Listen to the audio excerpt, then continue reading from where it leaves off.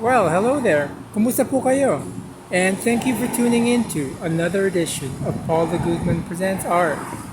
So that foreign language that you just heard earlier is simply a greeting in my native language of Tagalog, which is the official language of the Philippines. And it just simply means how are you? And it's just one of those things that I wanted to mention at the beginning of my videos because I lived in the Philippines for close to 20 years, and then I immigrated to Canada, and I've been living in Vancouver for close to 40 years now. So a lot of the things that I do and I say about contemporary art is pretty much tempered by those two influences. So there's the influence of the global south, where I'm originally from, and also the northern hemisphere, where I've been living for the past close to 40 years now. And I also wanted to mention some thank yous to my new subscribers. Thank you very much for engaging with the content of this channel, which is about contemporary art, by the way. So if you accidentally clicked on this channel because of the thumbnail or something like that, or you're not interested in contemporary art, you can leave if you want.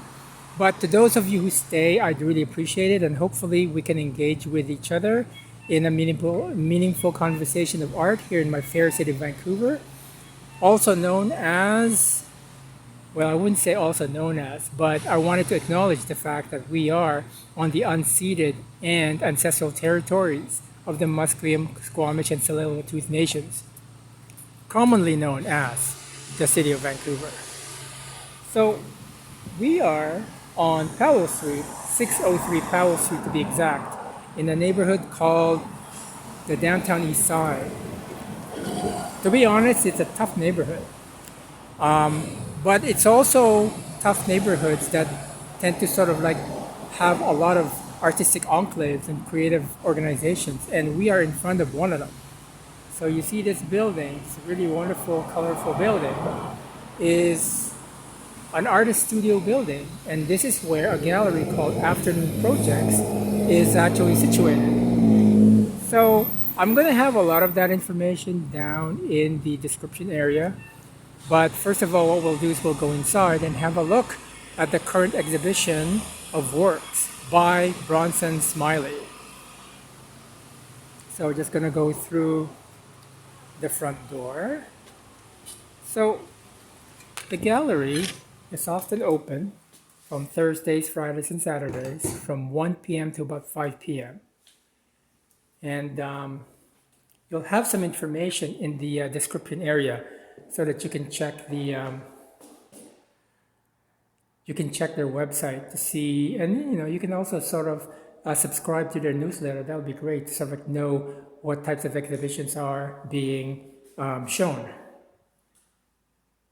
So we are in the gallery, and the gallery is showing the work of Bronson Smillie. So when I entered the gallery the other day, there was this text. You see this text that I have here? It's an essay for the show, authored by Rosemary Flutur. Excuse me. It's a bit of a cold day today, so I think my sinuses are acting up. And I was really enjoying the essay because it's one of those essays that's really very informative, but at the same time, at the end, there was some sort of like a disclaimer saying that, this might not be what the work is all about, but it gives you a starting point. And I'm going to be referring to that essay a little bit more because there are certain points that I'd like to make when I was actually looking at this work. So Bronson Smillie is an artist that is very new to me. He's a young artist from Montreal, and that would attest to the fact that a lot of the works in the show, like for example, this work has the La Rose Encyclopedia, which is actually a French language encyclopedia. And in Canada, the only place you can find that is in Montreal. I also have to sort of say that bit of a disclaimer here that whenever there's like art and books are concerned, I'm pretty much there because I have a long-standing relationship with books and art. If you don't know the work that I did about 20 years ago, you would understand. But this is not about my work. This is about the work of Bronson Smillie. So I'm just going to go and have a look because we're just doing the little pan, right? We can see a lot of books, a lot of ephemera, and there's also some works on the floor, which we're going to go and have a look at a little bit later.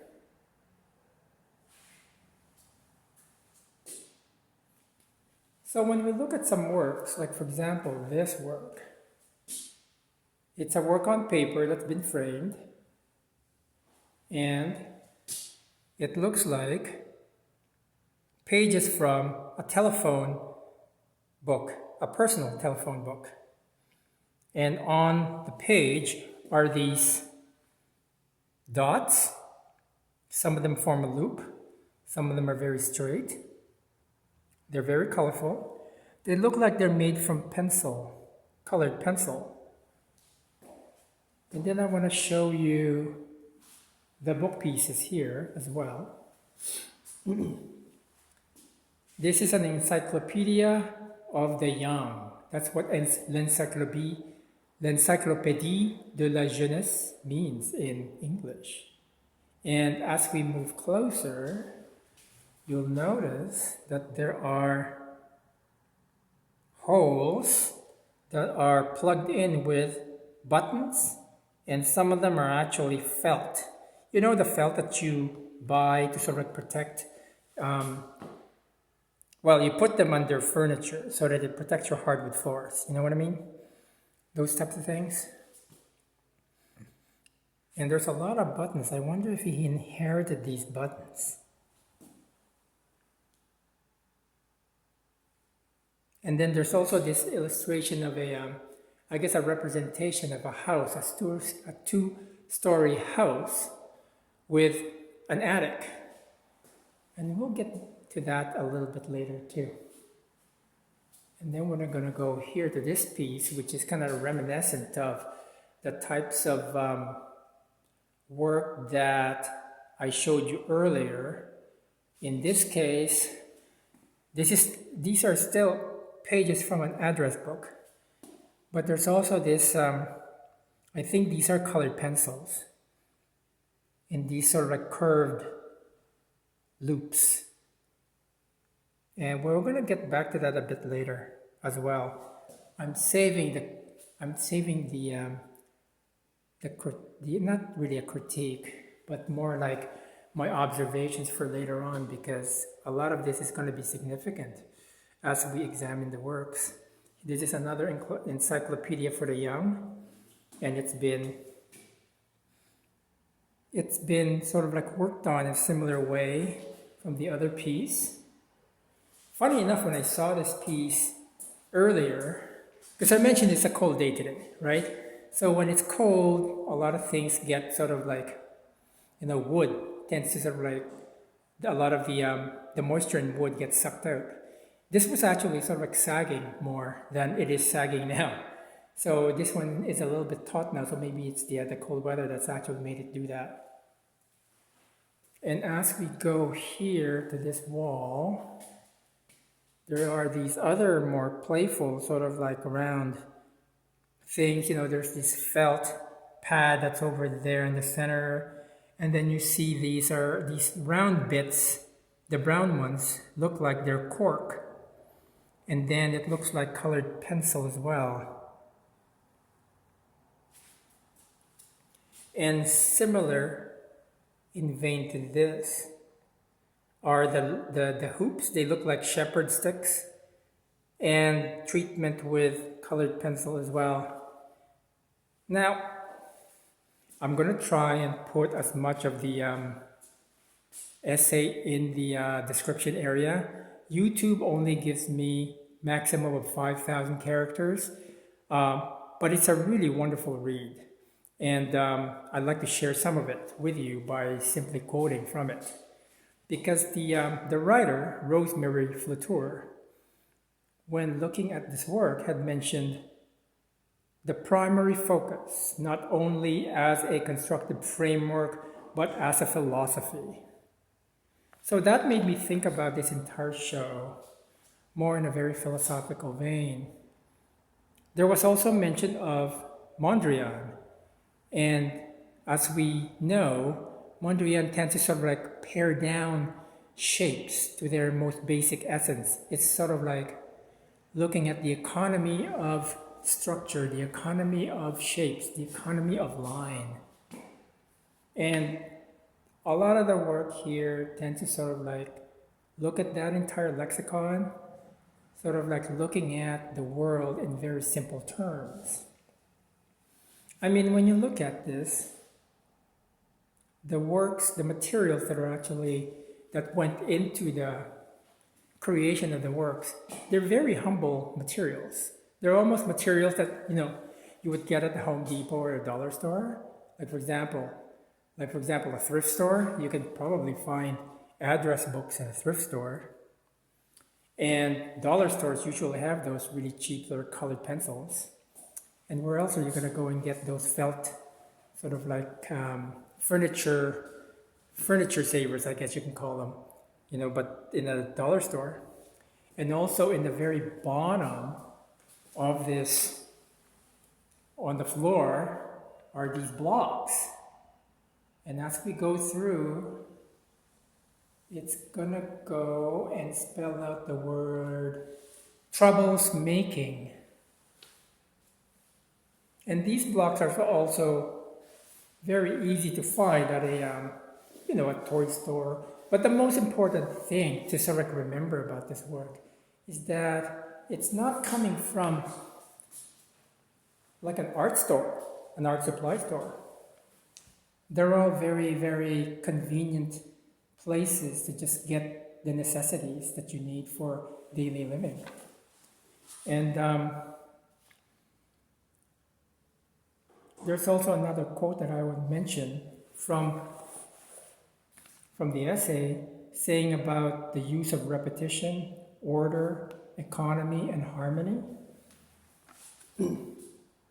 I think the entire sense about the economy is very, very present here, because it's not only financial economy, because these things are probably not very expensive in terms of their monetary value, as in terms of going into a store and buying them, but the economy of line, the economy of how these shapes have coalesced into the work, like the economy of, let's say, illustrating the basic representation of a house, as in having this type of like illustration, is very fundamental. And it's very sort of paring down, it's very sort of like in keeping with the essence of what Mondrian wanted to do with the depiction of objects, the depiction of space into their most basic elements. And that entire sense of, or even the philosophy of that, comes into the work. I think the most complicated pieces are these works. They almost look like a craft project, but it's a very intuitive and very harmonious sort of sensibility in terms of how they were conceived. They're very humble materials, and if you were to sort of like take these humble materials separately, you might not even come up with like a composition like this, which is one of those things that I really quite like about this show, is this sense of playfulness about very fundamental, very philosophical things that artists tend to think about with regard to their artistic practice, And the show's title is also quite telling, because the show's title is called Almost Begin. At first I thought maybe that's a mistranslation, but you kind of like think about it in terms of the thoughts that you have before beginning something.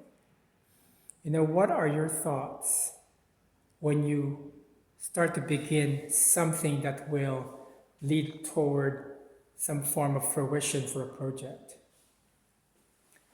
So, a lot of the things about this show, with regards to the essay, with regards to the pieces that are on display, with the consideration of the economy of means and economy of line, and also the philosophy behind it, it's really quite fun to sort of look at this and be disarmed. And that's one of the things I like about this work, is very disarming. And then when you look at it a little bit closer, you realize that you've been fooled into thinking that it's actually simple when it's actually much more complicated. So in true Polyguzman fashion, I am going to hone in on a piece that I really like. I really like these blocks. And if you lasted this long, you obviously like this video. So why not just click the thumbs up button? Also, please consider subscribing to the channel. It is free, it is economical, and it's basically just saying that to me that you want to engage with this type of content more so, especially with contemporary art. Like I said, I will have a lot of information in the description area, including part of the essay, the gallery's location, the times that they are open. Let me just have a look at something here. Their website. And is that it? Yeah, I guess that's it. So I'm going to go end on that note. Thank you so much for your engagement. Thank you so much for your attention. And salamat po. Have a great day, and I am out of here. Goodbye.